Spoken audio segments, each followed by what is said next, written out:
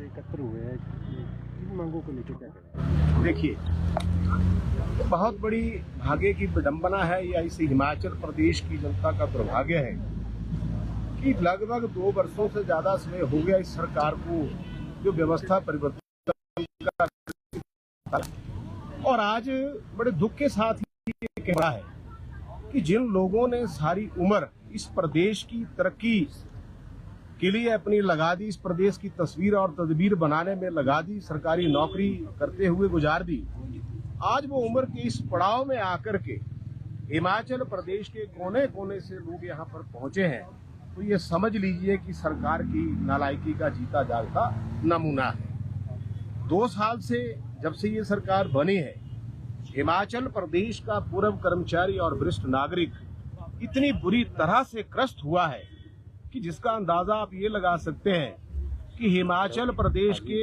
इन बुजुर्ग लोगों के पूर्व कर्मचारियों के हजारों करोड़ रुपए के चिकित्सा भत्ते के बिल, मैं कहता हूं कि ये सरकार इतनी संवेदनहीन है, संवेदनहीनता की पराकाष्ठा को भी लांघ चुकी है कि जीवन में बाकी चीजों की चर्चा तो मैं बाद में करता हूँ। सबसे पहला विषय तो यह है कि जिन लोगों को इस उम्र में बीमारी के लिए दवाई की जरूरत है, इलाज की जरूरत है, लेकिन इस सरकार ने पिछले 2 वर्षों से 1 भी रुपया हिमाचल प्रदेश के पूर्व कर्मचारियों को चिकित्सा भत्ते के रूप में नहीं दिया। और इसी कड़ी के चलते हमारे सैकड़ों पूर्व कर्मचारी जो हैं वो स्वर्ग सिधार गए, दवाई के अभाव से, पैसे के अभाव से स्वर्ग सिधार गए। मैं सरकार से पूछना चाहता हूं, आप लोगों के माध्यम से सीधा सीधा आरोप लगाना चाहता हूं कि प्रदेश की सरकार, प्रदेश के मुख्यमंत्री ये बताएं कि क्या प्रदेश की सरकार में कोई मंत्री, कोई विधायक या स्वयं मुख्यमंत्री कोई बीमार नहीं हुआ 2 साल के अंदर? अगर हुआ है तो क्या उनके भी चिकित्सा भत्ते के बिल रोके हुए हैं? इस बात को लेकर के वो श्वेत पत्र जारी करे और प्रदेश की जनता, प्रदेश का पूर्व कर्मचारी आज जानना चाहता है कि जिन लोगों ने इस सरकार को चुन करके सत्ता में भेजा, आज वही सरकार उनकी जो उम्र है उसको तिनके तिनके करके खत्म कर रही है। हजारों करोड़ रुपए का हमारा एरियर पे कमीशन का वो सरकार के पास पेंडिंग पड़ा है। पिछली सरकार जब सत्ता में थी, हम आज भी धन्यवाद भी करना चाहते हैं, उन्होंने कम से कम 50,000 रुपए की एक किस्त प्रदेश के तमाम पूर्व कर्मचारियों को दी।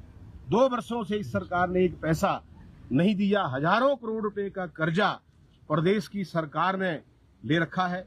हम तो ये जानना चाहते हैं आपके माध्यम से कि प्रदेश की जनता भी जानना चाहती है कि हिमाचल प्रदेश के ये हजारों करोड़ रुपए का जो कर्जा लिया वो गया तो गया कहां?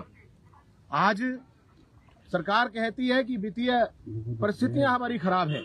वित्तीय परिस्थिति खराब क्यों नहीं होंगी? एक मंत्री, एक गाड़ी उसकी, एक गाड़ी उसके स्टाफ की, एक गाड़ी उसकी बीवी की, एक गाड़ी उसके बच्चे की। ये क्यों? जब प्रदेश की वित्तीय स्थिति ठीक नहीं है तो कम से कम सरकार अपनी चीजों को ऊपर भी अंकुश लगाए। आज अधिकारियों की फौज लगातार सरकार के पैसे का मिसयूज कर रही है। आप तो शिमला में रहते हैं, आप प्रबुद्ध पत्रकार हैं, आपने हमेशा हमारा सहयोग किया है, आप सच्चाई जानते हैं कि जितने भी टॉप पे बैठे अधिकारी हैं, एक एक गाड़ी उनके बच्चों को और बीवियों को घुमा करके शहर में लेके जाती है। क्यों? अगर व्यवस्था ठीक नहीं है तो खर्चे रोकने के लिए बहुत सारे उपाय करने की जरूरत है। लेकिन हैरानी की बात है और अफसोस इस बात का है कि इस प्रदेश के मुखिया सत्ता के नशे में इतने चूर हैं कि वो किसी से ना तो राय शुमारी करना चाहते हैं, ना किसी से मशवरा करना चाहते हैं। हमने कहा कि आप हिमाचल प्रदेश के पूर्व कर्मचारियों की जेसीसी की बैठक बुलाइए, तमाम संगठनों को बुलाइए, बैठ के चर्चा करेंगे। ये प्रदेश जितना उनका है उससे ज्यादा हमारा भी है और हमारा ये मानना है कि सबसे पहले हमारे लिए देश है, प्रदेश के बाद हमारे लिए हमारे हक है।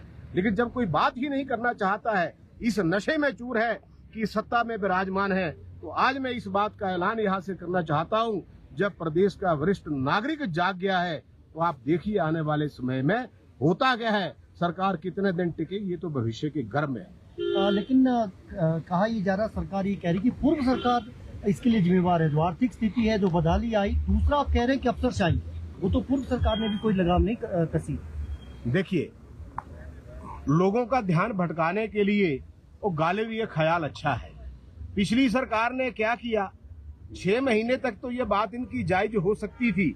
भैया 2 साल से ऊपर का समय हो गया है, अपने दोषों को दूसरे के सिर मढ़ने के बजाय अपनी इंट्रोस्पेक्शन करिए, आत्मनिरीक्षण करिए कि आप कहाँ पे खड़े हैं।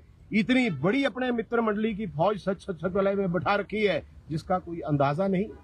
वो क्या उनको सैलरी नहीं मिलती है? क्या उनकी गाड़ियां नहीं चल रही हैं? परफॉर्मेंस वाइज क्या है? परफॉर्मेंस बता दे वो अपनी।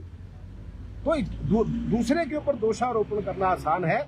सरकार अपनी व्यवस्था बताए। पिछली सरकार ने हमारा किया, हम उनका आज भी धन्यवाद कर रहे हैं। 65, 70, 75 का मामला था, 2012 में भी हमारी सरकार ने दिया, और अभी भी 2022 में 31 अगस्त 2022 को हिमाचल प्रदेश के इतिहास में इतनी बड़ी जेसीसी हुई जो आज दिन तक कभी नहीं हुई, जिसके अंदर तमाम बोर्ड कारपोरेशन गए और हमने 65, 70, 75 का वित्तीय लाभ नई पेंशन के साथ सरकार से अनाउंस करवाया। अनाउंस ही नहीं करवाया, 10 दिन के अंदर लोगों के खाते में डलवाने का काम किया, जिससे प्रदेश का पूर्व कर्मचारी आज जिसकी उम्र 65, 70, 75 है, वो 3,000, 5,000, 6,000, 7,000 रुपए का अतिरिक्त लाभ दे रहा है। ये काम सरकार ने किया। आपने किया कि आप ये बताइए, अगर एक किस्त भी आपने एरियर की दी होती, हम आपका गुणगान करते। हम अभी भी कह रहे हैं कि समय है, समय रहते सुधर जाएं। हम 15 दिन के अंदर ज्वाइंट एक्शन कमेटी का ऐलान कर रहे हैं। 15 दिन के अंदर ज्वाइंट एक्शन कमेटी प्रदेश के तमाम संगठनों को लेकर के बना दी जाएगी।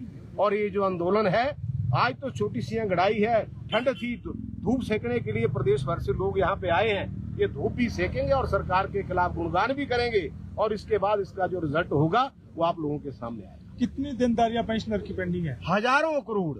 आप सिफरें लगाते लगाते थक जाएंगे भाई साहब। हजारों करोड़ की देनदारी कर्मचारियों और पेंशनों की है। और अफसोस इस बात का है कि जिन लोगों को वाटर गार्ड, जिनकी तनख्वाह 3,000, 4,000 रुपए मात्र है, 4 महीने से तनख्वाह नहीं है, ऐसे असंख्य श्रेणियां मैं आपको गिना सकता हूं जिनको तनख्वाह नहीं मिल रही है। और हमारे प्रदेश के पूर्व कर्मचारियों को अभी तक कम से कम 3-4 जिलों में पेंशन नहीं डाली। और आज ये नया एक हैरानी की बात है, ये हुआ सचमुच में व्यवस्था परिवर्तन। क्योंकि आज दिन तक के इतिहास में जब से प्रदेश अस्तित्व में आया है या देश के अंदर काम होता है, तो पेंशन जो है वो एक ही दिन एक ही डीडीओ कोड से पूरे प्रदेश के पेंशनर्स को दे दी जाती थी। इस सरकार ने उसको भी तोड़ मरोड़ करके जिला वाइज बांट दिया। अभी तक 4 जिलों में पेंशन नहीं पड़ी है, ट्रेजरी जो है वो बंद पड़ी है। इससे बड़ा वित्तीय कुप्रबंधन जो है वो किसी सरकार का हमने तो आज दिन तक नहीं देखा। परिवहन की 1 साल से नहीं मिल रही है। हाँ, परिवहन के लोगों के 1 साल से पेंशन नहीं है, बिजली बोर्ड के लोगों को ओपीएस नहीं है। ऐसे असंख्य मामले हैं जिन मामलों की अभी चर्चा होगी। आप देखेंगे कि प्रदेश के लोग, प्रदेश के ये वरिष्ठ नागरिक इस उम्र के पड़ाव में अगर यहाँ पहुंचे हैं कोने कोने से, तो कुछ ना कुछ तो तबाही होने वाली है।